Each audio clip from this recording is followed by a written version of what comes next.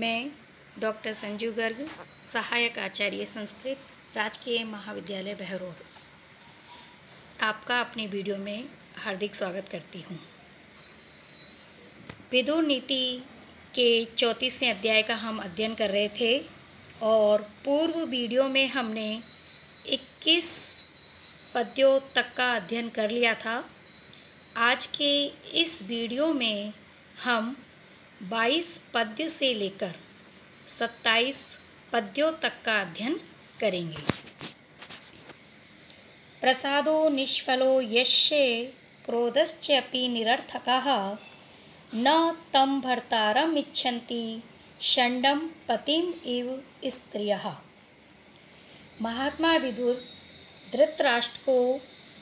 कर्तव्य अकर्तव्य का नीति परक उपदेश प्रदान करते हुए कहते हैं कि यस्य, जिस राजा की प्रसादो प्रसन्नता, क्रोधश्चेपि और क्रोध भी, निष्फलो निष्फल होता है, निरर्थका निरर्थक होता है। अर्थात जिस राजा की प्रसन्नता निष्फल होती है और क्रोध निरर्थक होता है, अर्थात जो प्रसन्न होने पर प्रजा को दान आदि देकर अपनी प्रसन्नता को अभिव्यक्त नहीं करता है और जो क्रोधित होने पर अपने क्रोध से जो अपराधी है, जो क्रोध का कारक है, उसको दंड आदि प्रदान नहीं करता है, ऐसे राजा को प्रजा तम, ऐसे उस राजा को प्रजा भर्तारम, ऐसे उस राजा को प्रजा उसी प्रकार न इच्छन्ति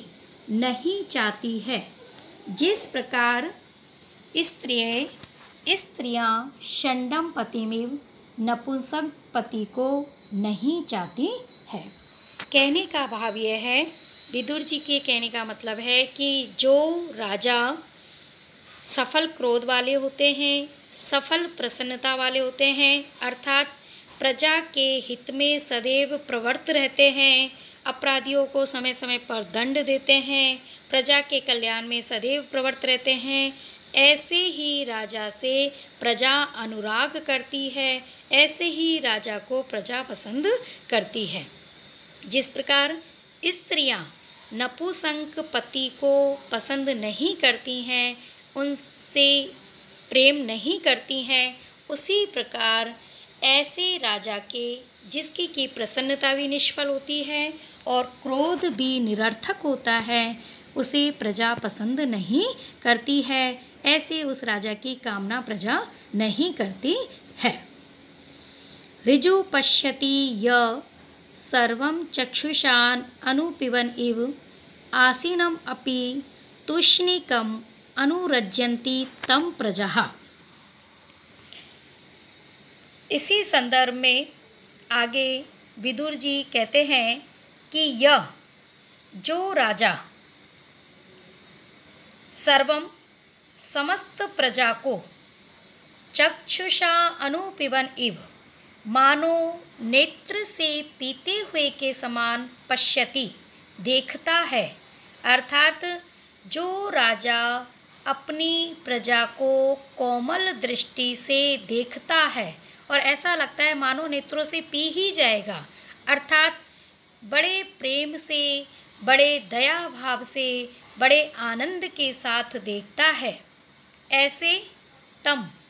उस राजा के तूष्णीकम आसीनम अपि, शांत बैठे रहने पर भी प्रजा अनुरज्यन्ति, प्रजा का उसके प्रति अनुराग होता है, प्रजा ऐसे उस राजा से प्रेम करती है। अर्थात कहने का भाव यह है कि राजा प्रजा के प्रति सदैव दया भाव रखे, प्रजा को अपने पुत्र के समान स्नेह करते हुए उसके प्रति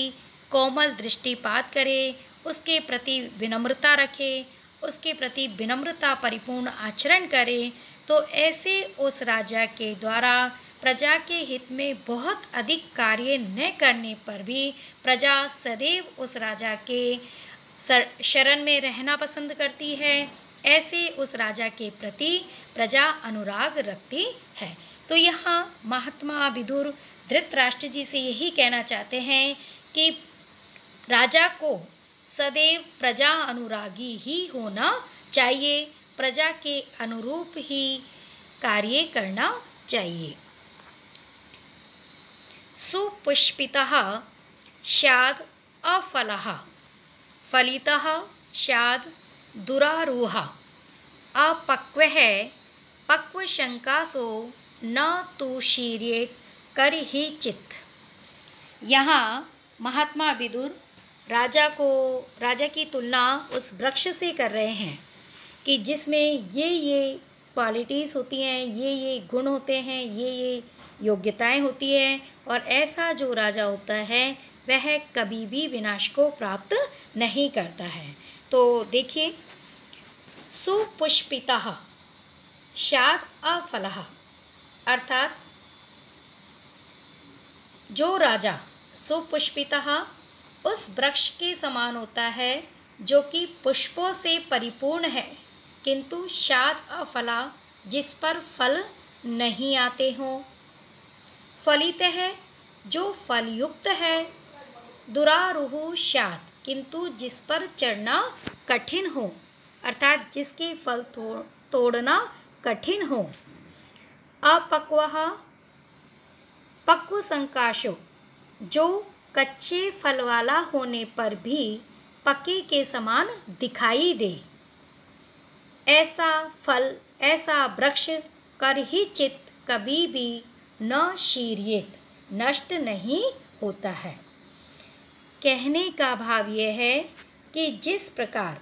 एक ऐसा वृक्ष जो फूलों से लदा हुआ होता है किंतु जिस पर फल नहीं आते हैं, फल आते हैं तो उस फल इतने ऊंचे होते हैं कि जो सबकी पहुंच से दूर होते हैं, और फल कच्चे होने पर भी पके के समान दिखाई देते हैं। तो ऐसे वृक्ष को कोई भी काटने का प्रयास नहीं करता है। तो उसी प्रकार ऐसा राजा जो सदैव प्रसन्न रहता है और देने की प्रवृत्ति वाला है, दानी प्रवृत्ति वाला है, किंतु जिसके पास व्यक्ति कठिनाई से पहुँचते हैं और जो बलहीन होने पर भी बलवान के समान दिखाई देता है, शौर्य शक्ति संपन्न प्रतीत होता है, ऐसा राजा कभी भी विनाश को प्राप्त नहीं होता है और सदैव ऐसे राजा की ही प्रजा अनुरागिनी होती है।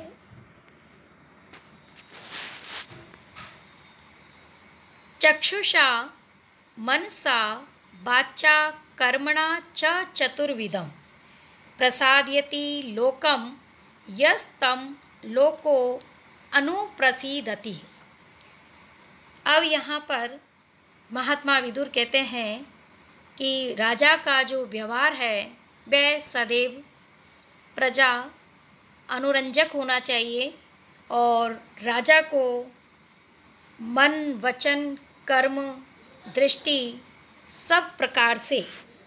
अपनी प्रजा के हित के विषय में ही सोचना चाहिए और प्रजा को प्रसन्न करने के लिए ही कार्यरत रहना चाहिए। और जो राजा इस प्रकार प्रजा को प्रसन्न रखता है, प्रजा भी ऐसे उस राजा को प्रसन्न रखने का भरसक प्रयास।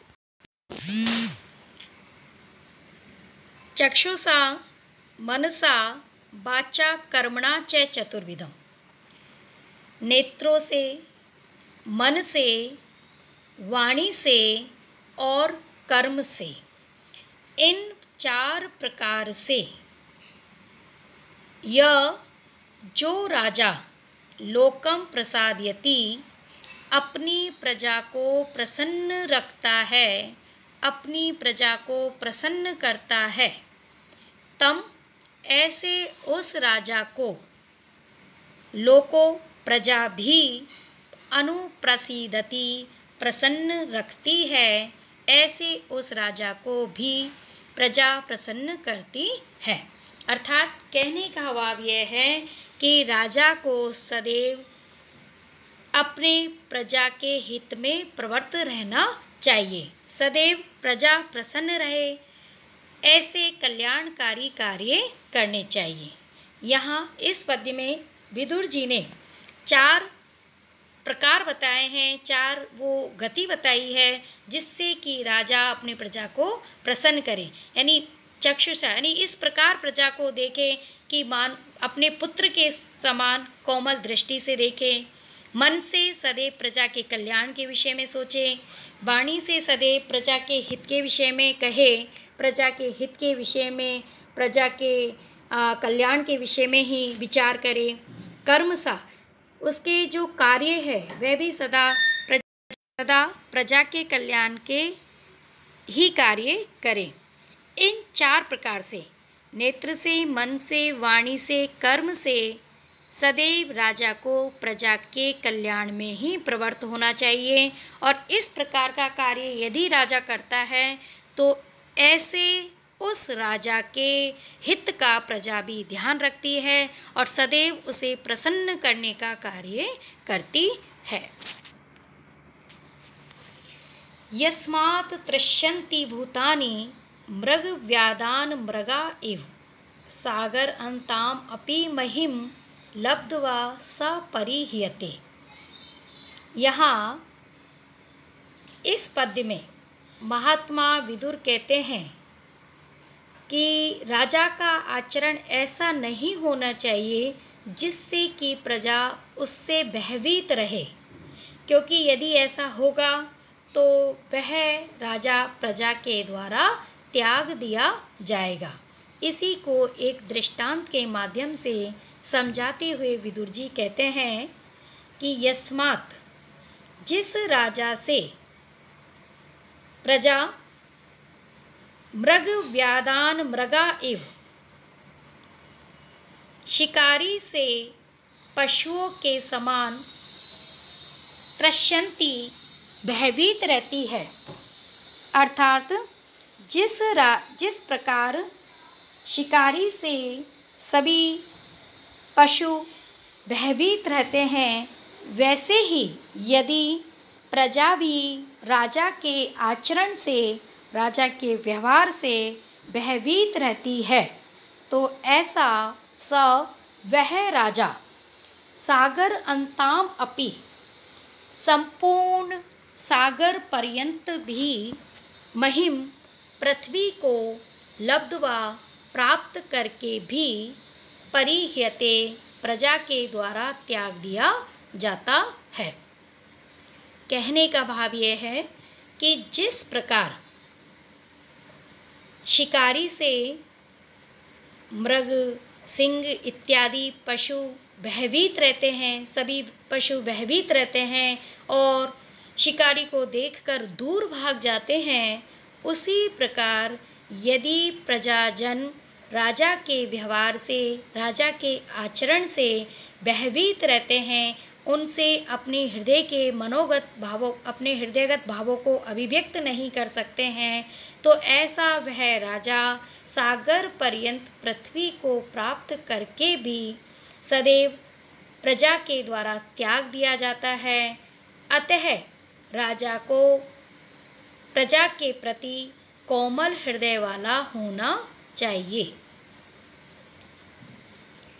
पितृ पेतामहं राज्यं प्राप्तवान् स्वेन कर्मणा वायु अभ्रम इव आशाद पृश्यति अन्ये स्थितः। इस पद्य में महात्मा विदुर कहते हैं कि एक बार राज्य प्राप्त हो गया तो इसका तात्पर्य कदापि ये नहीं है कि वह राज्य सदैव स्थिर ही रहेगा। व्यक्ति या राजा के कर्म पर निर्भर करता है कि राज्य स्थायित्व को प्राप्त करेगा या शीघ्र विनाश को प्राप्त हो जाएगा। व्यक्ति यदि न्यायपरक आचरण करता है तो उसका राज्य उत्तरोत्तर उन्नति को प्राप्त करता है, और यदि वह अन्याय पर स्थित रहता है तो उसका राज्य शीघ्र ही विनाश को प्राप्त हो जाता है।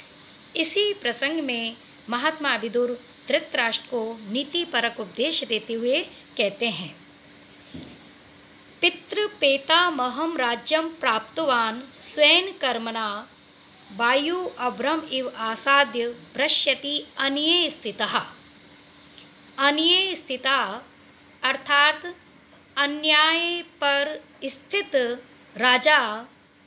स्वेन कर्मणा अपने कर्म से पितृपेतामहं राज्यम पिता और पितामह के राज्य को प्राप्त करके भी उसी प्रकार उस राज्य को भ्रश्यति नष्ट कर देता है, जिस प्रकार वायु अभ्रम इव जिस प्रकार वायु बादलों को भ्रश्यति नष्ट कर देती है, छिन्न भिन्न कर देती है। अर्थात जिस प्रकार वायु मेघ को छिन्न भिन्न कर देती है, उसी प्रकार जो राजा पिता और पितामह से अर्थात परंपरा अनुसार प्राप्त किए गए राज्य को अपने नीति पूर्वक कार्यों से संपादित नहीं करता है, संचालित नहीं करता है और अन्याय पर स्थित रहता है, दुराचरणों में संलिप्त रहता है, महत्वाकांक्षी होते हुए मोहांध होता है, अपनी इंद्रियों को नहीं जीत पाता है, प्रजा के हित में प्रवृत्त नहीं होता है, तो ऐसे अन्यायी राजा का राज्य विनाश को प्राप्त हो जाता है। तो इसलिए प्रत्येक राजा को चाहिए कि वह पूर्वजों से प्राप्त किए गए राज्य को अपना ही मान करके अन्याय पर कदापि स्थित नहीं रहे, नीति पूर्वक प्रयासों से अपने राज्य को उत्तरोत्तर उन्नति में प्रवृत्त करे। अतः हे राजन, आपको भी चाहिए कि पूर्वजों से जो राज्य आपने प्राप्त किया है उसको आप नीति पूर्वक संचालित करें। धन्यवाद। आज का वीडियो हम यहीं पर समाप्त करते हैं। अगले पद्यों की व्याख्या हम अपने अगले वीडियो में करेंगे। धन्यवाद।